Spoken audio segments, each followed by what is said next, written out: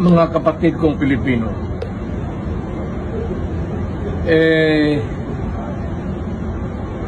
umiikot ako sa Pilipinas ngayon hanggang kaya para sa peace rally.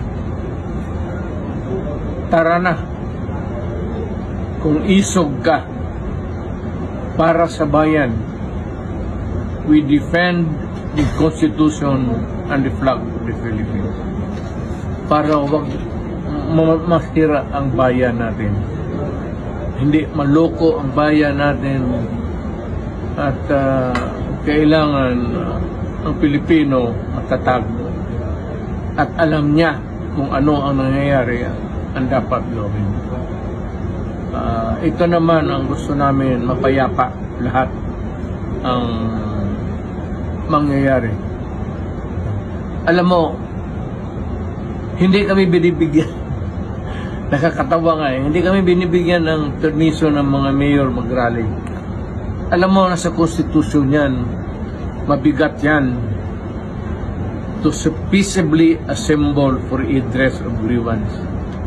It is a constitutional right of everybody, and you just cannot violate it. Kasi magkakaroon ka ng kaso niyan at ang hatol niyan is dismissal from the service. Yung mga mayor, baka hindi niyo alam yan. Mabigat na parusa yan.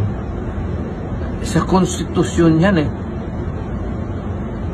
Kaya magdadalawang isip kayo. Lahat ng tao. Ako, dumaang presidente. Hindi ko ginawa yan sa buhay ko. Nung mayor ako, hindi ko ginawa yan sa buhay ko. Huwag kayo maghanap ng sakit ng ulo. Kasi pag napailan kayo ng kaso, si Marcos hindi tatagal dyan. Balang araw, bababa yan ang kaso ninyo, sarili ninyong sakit ng ulo.